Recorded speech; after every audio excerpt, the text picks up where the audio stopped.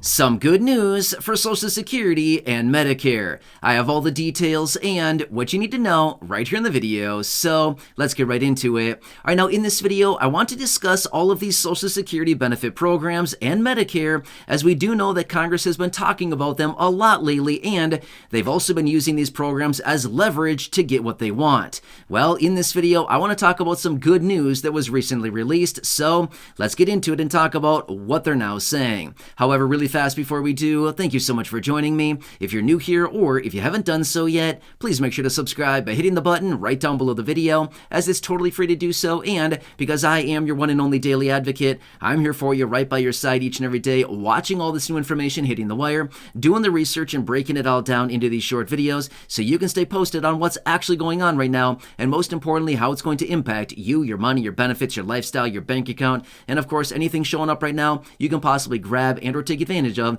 as a low-income or fixed-income beneficiary. So again, thanks so much for joining me. Please subscribe down below if you haven't done so yet so you don't miss any videos going forward. And also remember, I'm here for you in any way that I can be. That's my dedication, that's my commitment, and as always, that is my promise to you and everybody right here in the community. All right, thanks again. Let's get into it and talk about the good news that recently hit the wire in regards to these very important benefit programs, Social Security, and all of the benefits encompassed within these benefits that are administered by the Social Security Administration, as well as Medicare, again, encompassing about 63 million older adults, people with disabilities, and again, low-income and fixed-income beneficiaries.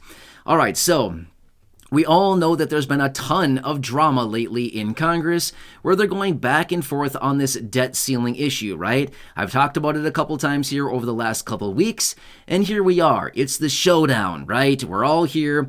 It's like we're all sitting around waiting for the rodeo to start, right? Well, the rodeo is already happening, and it's called Congress going around wrestling around with each other. Well, as a result of this, sorry for the analogy, by the way, I'm sure we're all sitting here picturing things that we don't want to see right now, right? Anyway, my point is, we all completely understand that there's some weird stuff going on in Congress, but we also know that they've been using these programs, Social Security and all of those programs encompassed within, as well as Medicare, as some of these bargaining chips and some leverage to get what they want. Well, we've got some new information about this because a lot of us have been on pins and needles lately wondering, what are they doing to our benefit? I mean, seriously, you guys, don't touch it. Seriously, you know what I mean? So a lot of us have been thinking, are they going to change it? Are they going to cut benefits? What's going on here? We need some clarity. We need to know what's going on. In fact, I've actually received a couple emails from a few of you here over the last couple weeks saying, I don't know what to do anymore. I'm losing sleep here. I'm getting super nervous. Can you give us an update on this? I want to, can you tell us what's going on here? So yes, that's what I want to do here in this video, is to let you know what's going on here. So we've known that possibly they were maybe going to talk about possibly cutting some of these benefits or doing something weird with them to make sure that they could, add some leverage into their negotiations. Remember, I'm not taking political sides here. I am not saying one side or the other. I'm just simply saying they're all involved, okay? Let's just be real for a second. They're all involved, okay? They're all guilty. So, with that being said, we just need to watch all of them because can we trust any of the lawmakers at this point? Well, I'm going to let you decide on that one, but I think you kind of know where I stand, okay?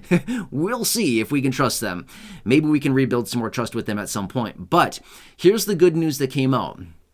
They have come out and said they are working on the debt ceiling, as in they're talking through the negotiations on this thing. I can tell you this much. As of right now, there's no deal. There is no deal on the debt ceiling. However, they have come together with an agreement, which is we're not going to touch Social Security and we're not going to touch Medicare.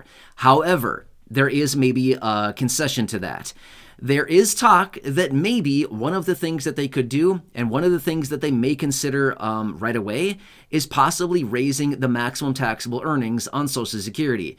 Now, this pretty much just impacts higher income people. For you as a fixed income beneficiary receiving Social Security benefits, this pretty much won't impact you unless you're somebody who is after your full retirement age, you're working and you have a very high salary, okay? Very high being like over $160,000, okay? I just don't think that's a very high percentage of people out there. First off, there's just not that many people that earn 160 grand a year, okay? And a fixed income beneficiary, Social Security beneficiary, who is after full retirement age, collecting benefits and working and earning over 160 grand. Again, that's going to be very few and far between. There's not many of them out there, okay? If any at all. I'm sure there's a couple, but for the most part, that's pretty much not going to apply to anybody. But my point is, maybe one of the concessions that they're talking about here that would pertain to Social Security, kind of, would be possibly raising the maximum taxable earnings right away, okay? So as of right now, in 2023, it's $160,200 is what taxes are paid on up to that amount of income in 2023, okay? So that's why I said, as a fixed income beneficiary, this pretty much would not impact you for the most part. However, I guess it would impact you indirectly, which would be, it'd be more money coming into the trust fund through Social Security payroll taxes, but other than that, they're not going to tax you more as a fixed income beneficiary. So I hope that kind of makes sense. But the moral of the story is, and the good news behind these announcements is, any negotiations or any talk about potentially cutting, changing, slashing, whatever else we want to call it, what other metaphors we want to say here to describe Social Security and some of the negotiations back and forth on Social Security benefit programs or Medicare, is that they're not going to do anything with them, as in, anything negative, I should say anyway. So that is a good thing, because we've known here over the last couple of weeks that they continue to come out and they continue to say, well, we've got these programs here, trillions of dollars. Well, it's a little bit over $1 trillion of spending each year comes right out of these programs. And they're thinking, hey, if we're looking for some money here, I know where the honeypot is. You know what I'm talking about? And the honeypot being, Social Security. So anyway, my point is, I wouldn't really worry about that as of right now. Now, one more thing that I want to point out as well. And again, I've seen this down below in the comment section. I've had a couple of you reach out to me privately, sending emails, asking for some clarity on this. When it comes down to it with the debt ceiling, what is my honest opinion on this? Do I think this is going to be a major issue? Here's the thing. No, I honestly don't think so, okay? They are not going to allow the United States to default. I know that we see this in the news all the time. It's in the headlines and everybody's freaking out about it. The Treasury Secretary, Janet Yellen, is coming out saying we're taking special maneuvers and accounting maneuvers and whatever else fancy words she's trying to say to make sure that they're, not going to default. Here's the thing. They're going to grind this thing out until the very last minute, and they're going to do something about it. They're just not going to allow this country to default. There's no way. If they do, well, that's going to be a totally different story. We'll cover that when we get to that point, but we're still a few months out from right now, okay? So as of right now, and according to the most recent research and the information that I found on this, they're still talking early June is when we have until. So we've got a lot of time here. I can tell you this much. There's going to be a lot of drama between now and then when they come together on a solution, but they're not going to default in this country. I highly doubt it. They will come together on a deal, but I can tell you this much. They're going to drag this thing out, and they're going to wait, and they're going to drag this thing out until kind of the very end. Why? Because the more constricted that we are on time, the more leverage that both sides have, right? So that's the thing is right now, there's not a whole lot of leverage because there's still a lot of time. But as we really get down to the wire on this thing, then there's going to be some massive concessions coming in because they have to. They have to come together on an agreement, right? So that's why I'm saying they're going to milk this thing out. They're going to sit back and they're going to milk it out for the next couple months here, because there's really no need to come together on a deal right now. Now, again, obviously, many of us would think, well, why wouldn't they just come together on a deal? It's all about negotiations. It's all about leverage. It's all about timing. It's all about painting the other party into the corner so that they can grab as much as they can. And again, it doesn't matter which side we're talking about. It's everybody, right? They're all guilty, like I said earlier. You know what I mean? So that's what I'm talking about here. It's all a big negotiation, okay? Just remember that. Negotiations. Gotta love them, right? So anyway, that's what it all is. It's a high-level negotiation, and it's basically dealing with kind of the finances of the country. And the finance of this country means, like, how much more in debt do we want to go is really what it comes down to, right? So basically, right now, we're sitting at a whopping $31.4 trillion in debt in this country. And they're basically saying, well, how much more debt do we want to take on? At this point, does it really even matter anymore? I mean, are we ever going to pay back $31.4 trillion? Now, don't get me wrong. I totally understand. Any more debt, we probably want to avoid it if possible. But at the end of the day, are we ever going to pay back $31.4 trillion of debt? Not happening. Not anytime soon, lately. Maybe in a couple centuries or so. You know what I mean? It's going to be a very long time. But at the rate that things are going, there's just no way, right? So anyway, Which, by the way, there's a bunch of different ideas coming out right now. Democrats want to completely eliminate any type of debt ceiling. In other words, opening up a blank checkbook to say, spend as much as you want.